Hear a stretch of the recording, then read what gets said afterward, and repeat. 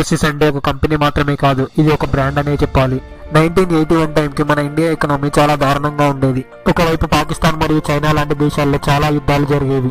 ఆ టైంలో అసలు సాఫ్ట్వేర్ అంటే ఏమిటో కూడా ఎవరికీ తెలియదు. అలాంటి పరిస్థితుల్లో పూణేలో ఉన్న 7 వ్యక్తులు 10,000 ఇన్వెస్ట్మెంట్ తో సాఫ్ట్వేర్ కంపెనీని స్థాపించారు. ఆ కంపెనీ నేమ్ వచ్చేసి ఇన్ఫోసిస్ ప్రైవేట్ లిమిటెడ్. 1989 లో ఇన్ఫోసిస్ కంపెనీ అమెరికా వాళ్లతో బిజినెస్ ఎక్స్పాండ్ చేసుకోవడానికి KSA అనే ఒక అమెరికా కంపెనీతో పార్ట్నర్షిప్ చేసుకుంటుంది. బట్ KSA కంపెనీ కొద్ది రోజుల్లోనే మూతపడిపోతుంది. 1989 లో ఇన్ఫోసిస్ చాలా కష్టాల్లోకి వెళ్తుంది. 1989 టైంకి ఇన్ఫోసిస్ కంపెనీని క్లోజ్ చేద్దామని అనుకుంటారు. ఇప్పుడు పాయింట్ ఏంటంటే 1989 నుండి 1999 లో ఈ 10 years గ్యాప్ లో ఇన్ఫోసిస్ ఇంత రేంజ్ లో ఎలా డెవలప్ అయింది, అమెరికా స్టాక్ మార్కెట్ లిస్ట్ లో మొట్టమొదటి కంపెనీగా ఎలా డెవలప్ అయింది, అమెరికాలోనే టాప్ 20 కంపెనీగా ఎలా చోటు దక్కించుకుంది, అసలు 1989 to 1990 టైంలో ఏం జరిగింది, కనీసం కంపెనీని కూడా నడపడానికి టైం నుంచి ఇప్పుడు ఎలా సక్సెస్ అయింది. 3 సంవత్సరాలు సుధామూర్తి దగ్గర అప్పు తీసుకొని ఇప్పుడు నారాయణమూర్తి గారు ఇన్ఫోసిస్ కంపెనీని 6 లక్షల కోట్ల కంపెనీగా ఎలా మార్చగలిగారు. 1981 టైంలో ఒక టెక్నిక్ కంప్యూటర్ సిస్టమ్ లో పనిచేస్తున్న 7 ఫ్రెండ్స్ ఫ్యూచర్ లో సాఫ్ట్వేర్ ఇండస్ట్రీ చాలా బూమ్ క్రియేట్ చేస్తుందని ముందే తెలుసుకొని వాళ్ళకున్న నాలెడ్జ్ అండ్ ఎక్స్పీరియన్స్ ని యూజ్ చేసి సొంతంగా ఒక సాఫ్ట్వేర్ కంపెనీని స్టార్ట్ చేద్దామని నిర్ణయించుకుంటారు. ఈ వీడియో చూస్తే మీరు కూడా నాలాగే వీళ్ళకి ఫ్యాన్ అయిపోతారు. ఇక్కడ కింద కూర్చున్న ఈయన ఆస్తి విలువ 18,000 కోట్లు. ఇక్కడ పక్కకు కూర్చున్న ఈమె ఆస్తి విలువ 24,800 కోట్లు. వాళ్ళకంత ఆస్తి ఉందంటే అసలు ఎవరు నమ్మరు. వీళ్ళకి లగ్జరీస్ కార్స్ అంటే ఇష్టం ఉండదు, అలాగే లగ్జరీస్ వాచెస్ కూడా వీళ్ళు పెట్టుకోరు. వీళ్ళు చాలా సింప్లిసిటీస్తో ఉంటారు. వారెవరో కాదు, ఇన్ఫోసిస్ ఫౌండర్ అయిన నారాయణమూర్తి గారు అండ్ కో ఫౌండర్ అయిన సుధామూర్తి గారు.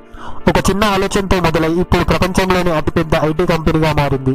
ఒక్కసారి మనం సుధామూర్తి గారి గురించి తెలుసుకుందాం. మీరు ఒక్కసారి సుధామూర్తి గారి గురించి తెలుసుకుంటే మీరు ఖచ్చితంగా సుధామూర్తి గారు ఫ్యాన్ అవ్వాల్సిందే. అసలు ఇన్ఫోసిస్ కంపెనీలో గర్ల్స్ కి ఎక్కువ ప్రియారిటీ ఎందుకు ఇస్తారో తెలుసా? సుధామూర్తి గారి లైఫ్ లో ఎన్ని కష్టాలు పడ్డారో మీకు తెలుసా? సుధామూర్తి గారు ఆమె bachelors of technology in electrical and electronic engineering లో కంప్లీట్ చేశారు. ఈ కాలేజ్ వచ్చేసి BVB కాలేజ్ ఆఫ్ ఇంజనీరింగ్.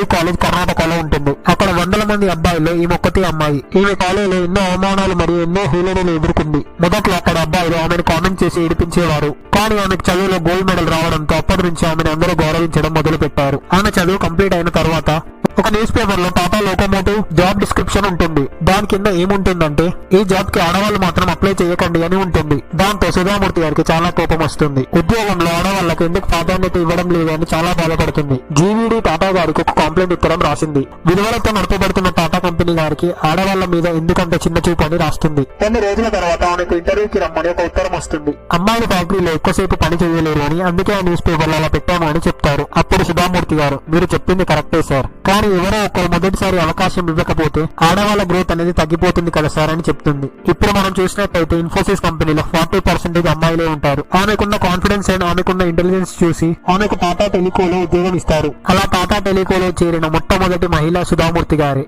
ఆ తర్వాత సుధామూర్తి గారికి మరియు నారాయణమూర్తి గారికి ప్రేమ మొదలవుతుంది. 1978 లో వీళ్ళిద్దరికి పెళ్లి జరుగుతుంది. అప్పట్లో సాఫ్ట్వేర్ గ్రోత్ అనేది అప్పుడే స్టార్ట్ అవుతుంది. నారాయణమూర్తి గారికి ఒక చిన్న కంపెనీ పెట్టాలని ఆలోచన వస్తుంది. ఐడియా అయితే ఉంది, కానీ కంపెనీని స్టార్ట్ చేయడానికి డబ్బులు మాత్రం లేవు. అప్పట్లో సుధామూర్తి గారు ఎప్పటి నుంచో దాచిపెట్టుకున్న 10,000 రూపాయలు నారాయణమూర్తి గారికి ఇస్తుంది.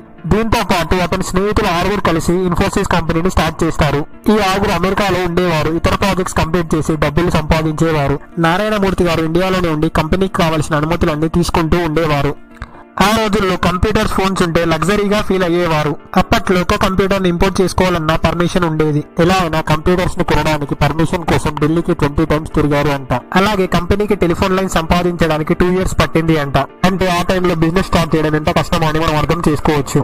లంచాలు ఇస్తే పనులు కంప్లీట్ అవుతాయని తెలిసినా కూడా ఈయన లంచాలు ఇచ్చేవారు కాదు. రిజర్వ్ బ్యాంక్ ఆఫ్ ఇండియా దగ్గర చాలా రోజులు వెయిట్ చేసేవారు. అలా వాళ్ళ ఇంట్లోనే చిన్న రూమ్ లో కంపెనీని స్టార్ట్ చేశారు. సుధామూర్తి గారు హౌస్ పనులన్నీ చూసుకుంటూ ఉండేవారు. నారాయణమూర్తి గారు కంప్లీట్ గా కంపెనీని చూసుకుంటూ ఉండేవారు. కొన్నిసార్లు వాళ్ళ పార్ట్నర్స్ కంపెనీని అమ్మేయడమే మంచిది అని అనేవారు. కానీ నారాయణమూర్తి గారు మాత్రం ఒప్పుకోలేదు. ఉండేవారు ఉండొచ్చు, వెళ్లేవారు వెళ్ళొచ్చు అని చెప్పేవాడు. నేను మాత్రం ఈ కంపెనీని అమ్మను అని చెప్పేవాడు. ఎన్ని సమస్యలు వచ్చినా గానీ కంపెనీని మాత్రం అమ్మలేదు. కానీ ఇప్పుడు ఇన్ఫోసిస్ రెవెన్యూ 2024 కి $18.6 billion కి చేరుకుంది. ఇప్పుడు మన దేశంలో డెవలప్ అయిన GST వెబ్సైట్ కూడా ఇన్ఫోసిస్ క్రియేట్ చేసింది. అప్పట్లో ఒక చిన్న రూమ్ లో స్టార్ట్ చేసిన కంపెనీ ఇప్పుడు వరల్డ్ లోనే అతిపెద్ద IT కంపెనీగా మారింది. ఇప్పుడు ఇన్ఫోసిస్ సుమారు 3,43,000 మంది ఎంప్లాయీస్ తో నడపబడుతుంది. అందులో 40% గర్ల్సే ఉంటారు. ఇన్ఫోసిస్ కేవలం లాభాల కోసం చూసుకునే కంపెనీ కాదు.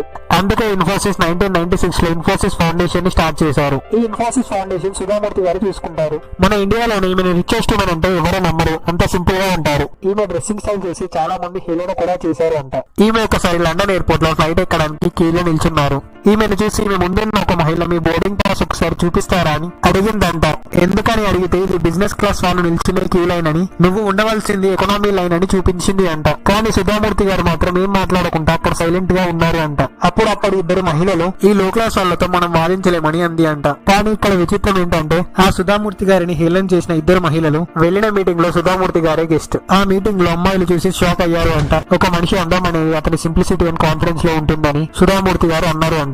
అందుకే మీకోసం మీరు బతకండి అని సుధామూర్తి గారు అంటారు. సుధామూర్తి గారు చిన్న పిల్లలకు భోజనం పెట్టడానికి అక్షయ పాత్ర ద్వారా ఎప్పటికప్పుడు భోజనం అందిస్తూ ఉండేవారు అంట. తెలంగాణలో 1,00,000 మంది పిల్లలకు ఒకేసారి భోజనం వండే అంత పెద్ద వంటశాల నిర్మాణంతో ఉంది. బెంగళూరులో క్యాన్సర్ పేషెంట్ల కోసం 40 కోట్ల విరాళం ఇచ్చింది. చిన్న పిల్లల చదువుల కోసం ఇన్ఫోసిస్ కంపెనీ స్కాలర్షిప్స్ కూడా అందిస్తుంది. ఒకసారి సుధామూర్తి గారు ట్రైన్ లో వెళ్తుంటే 14 ఏళ్ల అమ్మాయి బాగా చినిగిపోయిన డ్రెస్సెస్ వేసుకుని ఏడుస్తూ ఉంది. అంతలో టీసీ వచ్చి ఆ అమ్మాయిని చూసి టికెట్ అడిగితే లేదు అని చెప్తుంది. దాంతో ఆ టీసీ ఆ అమ్మాయిని నెక్స్ట్ స్టేషన్ లో దిగిపో అని అంటాడు. ఇదంతా చూసి సుధామూర్తి గారు అమ్మాయికి టికెట్ తీసుకొని వాళ్ళ తల్లిదండ్రులు చనిపోయారని, వాళ్ళ బంధువులు అన్నం కూడా పెట్టకుండా కొడుతున్నారని చెప్తుంది. అందుకే ఇంట్లో నుండి పారిపోయి వచ్చాను అని చెప్తుంది. సుధామూర్తి గారు ఆ అమ్మాయిని తన ఫౌండేషన్ లో జాయిన్ చేస్తారు. దాదాపు 20 సంవత్సరాలు గడిచిపోతాయి.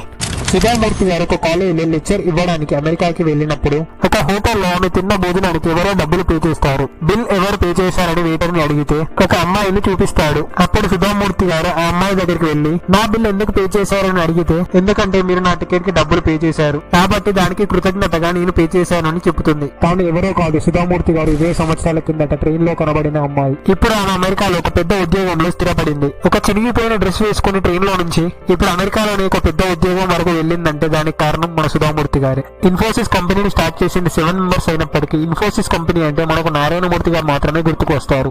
ఎందుకంటే ఒక సమస్య వచ్చినప్పుడు ఆ సమస్యని ఇంత త్వరగా అండ్ కాన్ఫిడెన్స్ గా ఎలా కంప్లీట్ చేయాలో నారాయణమూర్తి గారికి మాత్రమే తెలుసు. ఇది ఎందుకు చెప్తున్నాను అంటే కంపెనీ లాస్ లో ఉన్నప్పుడు అందులో ఉన్న ప్రతి ఒక్కరు కంపెనీని అమ్మేద్దామన్నారు. కానీ నారాయణమూర్తి గారు మాత్రం నమ్మకం కోల్పోకుండా కంపెనీ తోటి నిలబడ్డారు. ఒక టీమ్ లీడర్ కి ఉండవలసిన main quality self confidence and నమ్మకం. అది నారాయణమూర్తి గారికి చాలా ఉంది.